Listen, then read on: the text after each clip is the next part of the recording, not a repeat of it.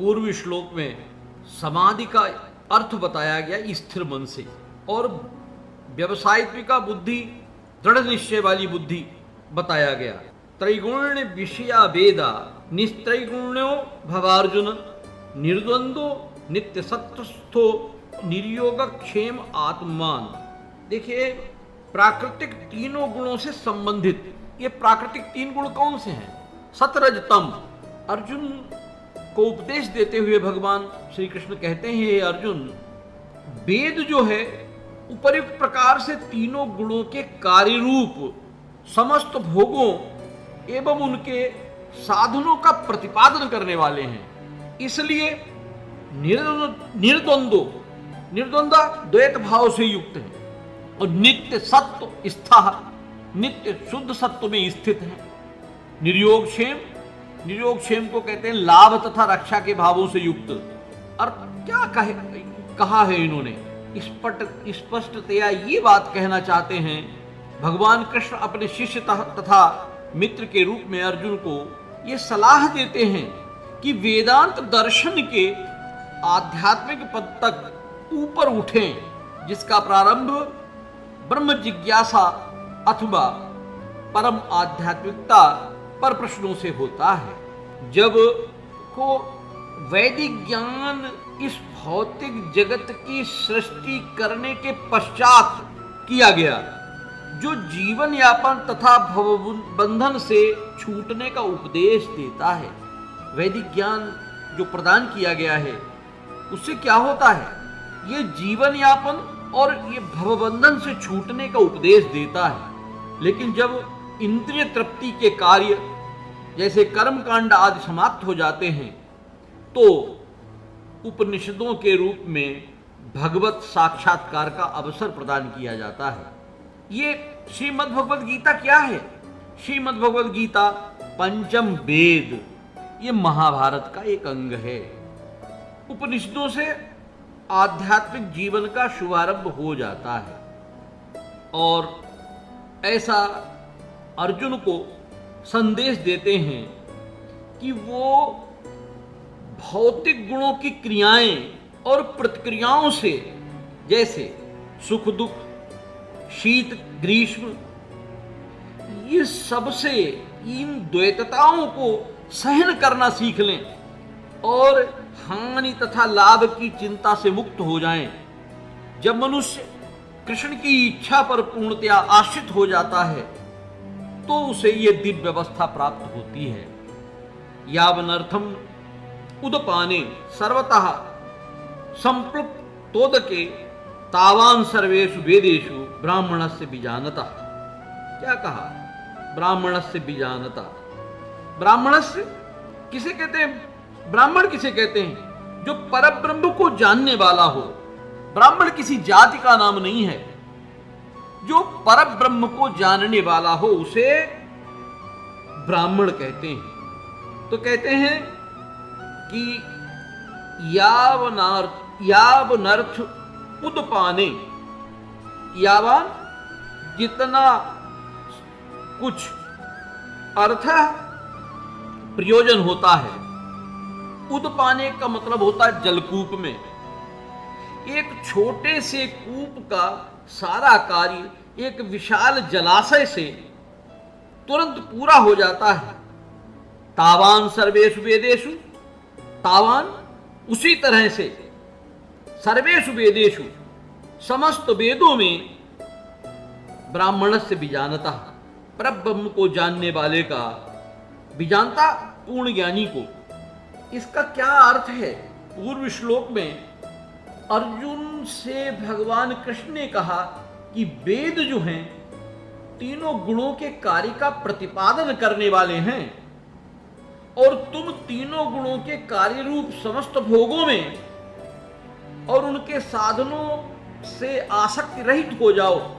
अब उसके फलस्वरूप ब्रह्म ज्ञान का महत्व बतलाते हुए कहते हैं कि सब ओर से परिपूर्ण जलाशय के प्राप्त हो जाने पर छोटे जलाशय में मनुष्य का जितना प्रयोजन रहता है, ब्रह्म को तत्व से जानने वाले ब्राह्मण का समस्त वेदों में उतना ही प्रयोजन रह जाता है।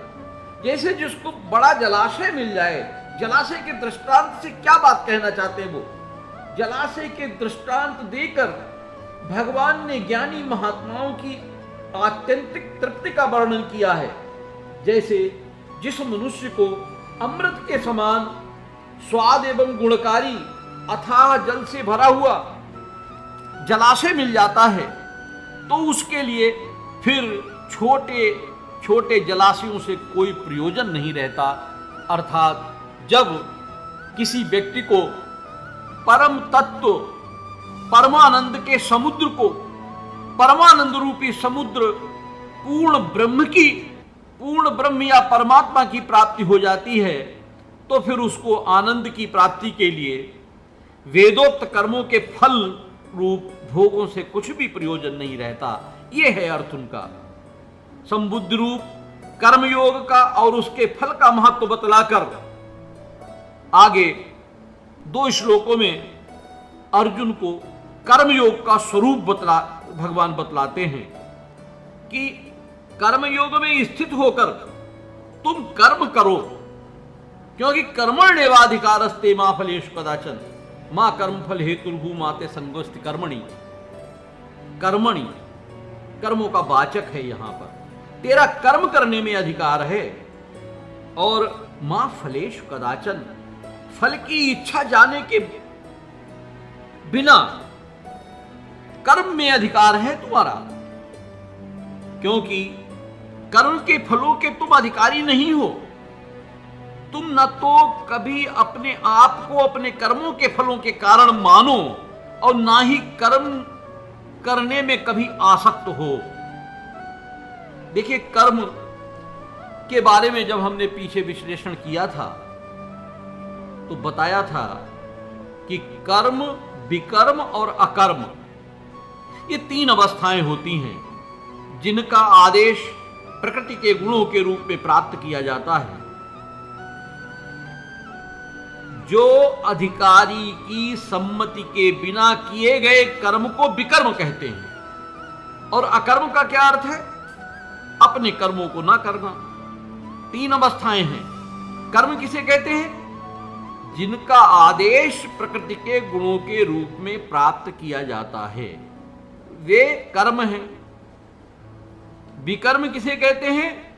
जो अधिकारी की सम्मति के बिना किए गए कर्म विकर्म कहलाते हैं। और अकर्म किसे कहते हैं? अपने कर्मों को न करना अकर्म कहलाता है। तो भगवान ने यही उपदेश दिया अर्जुन को कि वो निष्क्रिय ना हो। अगर अपने कर्मों को नहीं करेंगे तो क्या होगा? अकर्म होगा। वो निष्क्रिय ना हो, अपितु फल के प्रति आसक्त हुए बिना अपने कर्म को करें। जहां तक निर्धारित कर्मों का संबंध है, इसकी 3 उपश्रेणियां भी हो सकती हैं। यथा 3 स्थितियां: नित्य कर्म, आपातकालीन कर्म और इच्छित कर्म। नित्य कर्म कौन से होते हैं? नित्य कर्म जो है फल की इच्छा बिना शास्त्रों के निर्देशानुसार सतोगुण में रहकर के किए जाते हैं, उन्हें नित्य कर्म कहते हैं। और फलयुक्त कर्म बंधन के कारण जो कर्म होते हैं, ऐसे कर्म अशुभ हैं। इसलिए हर व्यक्ति का कर्म पर अधिकार है, उसे फल से अनासक्त होकर कर्म करना चाहिए। ऐसे जो निष्काम कर्म हैं, वो निस्संदेह मुक्ति पथ की ओर ले जाने वाले हैं। क्या कहना चाहते हैं भगवान?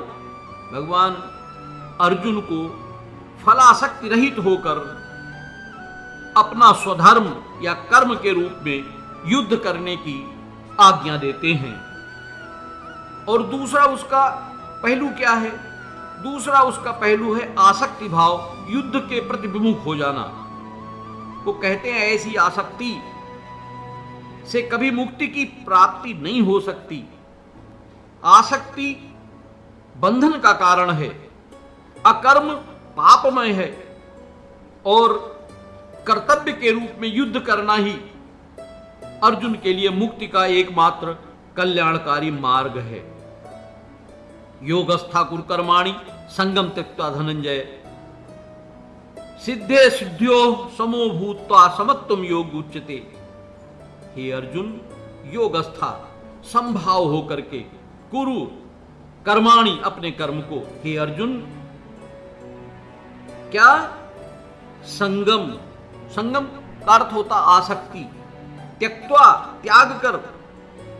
हे धनंजय, सिद्धि असिद्धियों, सफलता या विफलता, समभूत्वा, इसमें समभाव होकर, समत्वम, समता भाव होकर, योगः उच्यते, इसी को योग कहते हैं। योग किसे कहते हैं, योग की परिभाषा बताई है अर्जुन। जय अथवा पराजय की समस्त आसक्ति को त्याग कर संभाव से अपना कर्म करो, यही ऐसी समता ही योग कहलाती है। चंचल रहने वाली इंद्रियों को वश में रखते हुए परम तत्व में मन को एकाग्र करना। देखो, भगवान कृष्ण कर्म और योग की परिभाषा करते हुए कहते हैं, कृष्ण अर्जुन से कहते हैं कि वो योग में स्थित होकर कर्म करे, योग में स्थित होकर। तो फिर योग क्या है? योग का अर्थ है चंचल रहने वाली इंद्रियों को वश में रखते हुए परम तत्व में मन को एकाग्र करना ही योग है। तो परम तत्व कौन है? भगवान ही परम तत्व है। क्योंकि वे स्वयं अर्जुन को युद्ध करने के लिए कह रहे हैं, अतः अर्जुन को युद्ध के फल से कोई सरोकार नहीं है। कृष्ण के निर्देश का पालन ही वास्तविक योग है।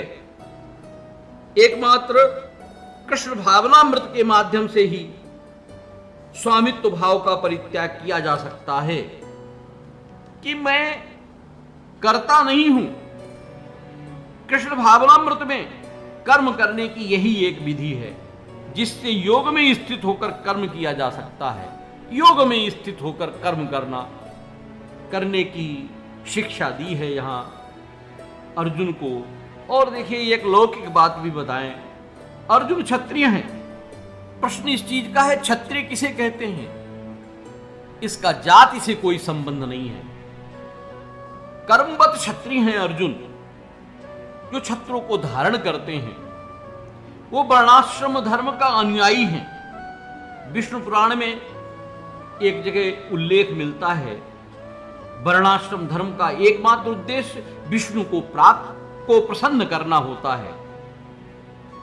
देखो, सांसारिक नियम है कि लोग पहले अपनी तुष्टि करते हैं, किंतु यहां तो अपने को तुष्ट न करके कृष्ण को तुष्ट करना है।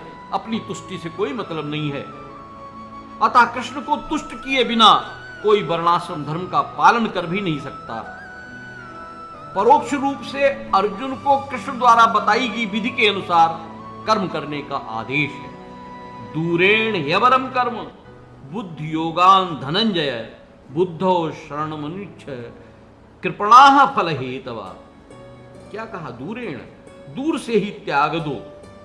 ह्यवरम ही अवरम, ही निश्चय ही अवरम निंदनीय। हे धनंजय, भक्त के द्वारा समस्त गर्हित कर्मों से दूर रहो। और बुद्धि योगा धनंजय, बुद्धि योगा, बुद्धि योगात माने कृष्ण भावनामृत के बल पर। धनंजय किसे कहते हैं? जिसने संपत्तियों को जीत लिया हो। मैं पूर्व में विश्लेषण कर चुका हूं, अर्जुन ने तमाम राजाओं को हरा करके तमाम धन एकत्रित किया था, इसलिए इनको धनंजय भी कहा गया। और बुद्धौ, ऐसी बुद्धि से, ऐसी चेतना से, शरणम माने पूर्ण समर्पण। जो व्यक्ति अपने सकाम कर्म फलों को भोगना चाहते हैं उन्हें कृपण कहा गया है।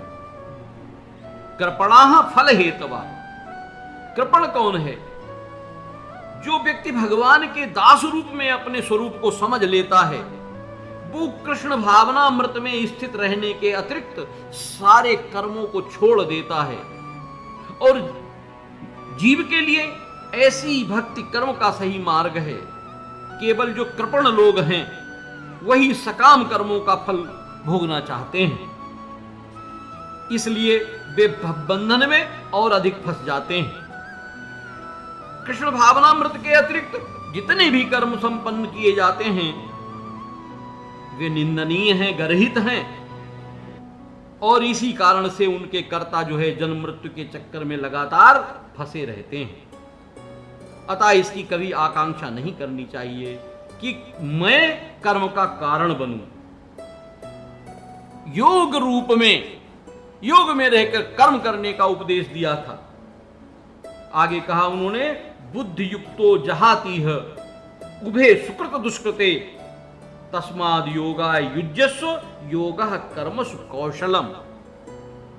योगः कर्मसु कौशलम, कौशल माने कुशलता, कर्मसु माने समस्त कार्यों में, बुद्धि युक्तः भक्ति में लगा रहने वाला, भक्ति में संलग्न मनुष्य, कृष्ण भक्ति में संलग्न मनुष्य इस जीवन में ही अच्छे तथा बुरे कार्यों से अपने को मुक्त कर लेता है। जब वो कर्ता अपने को मानता ही नहीं तो वो कर्म, तो फिर नया जन्म उसे लेने की आवश्यकता ही नहीं होती है। इसलिए उन्होंने कहा कि भक्ति में संलग्न मनुष्य इस जीवन में ही अच्छे तथा बुरे कर्मों से अपने को मुक्त कर लेता है। इसलिए योग के लिए प्रयत्न करो, क्योंकि योग ही योगः कर्मसु कौशलम, क्योंकि सारा कार्य कौशल यही है। क्या अर्थ है इसका? हमें पूर्ण रूप में भगवान श्री कृष्ण की शरण में चला जाना चाहिए और जन्म जन्मांतर कर्मफल की श्रृंखला का शिकार बनने से मुक्त होने का यहां उपदेश दिया गया है। अर्जुन को कृष्ण भावनामृत में कार्य करने के लिए कहा गया है, क्योंकि कर्मफल के शुद्ध होने की यही प्रक्रिया है। एक थोड़ी सी बहुत ही सोचनीय बात है कि मनुष्य इस संसार में फल के बिना कैसे कर्म करेगा। तो ये जब आप में कृष्ण भावनामृत भक्ति उत्पन्न होती है तब आप योग की स्थिति को प्राप्त करते हैं, और जब योग की स्थिति आ जाती है तो कर्ता कौन होता है? फिर कर्ता आप नहीं होते हैं, कर्ता भगवान होते हैं।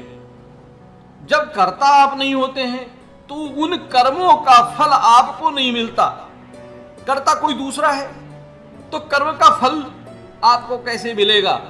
अतः आप यहां के कर्म अकर्म सुकर्म चाहे हो, इनसे सबसे मुक्ति प्राप्त होकर परम तत्व में विलीन हो जाते हो।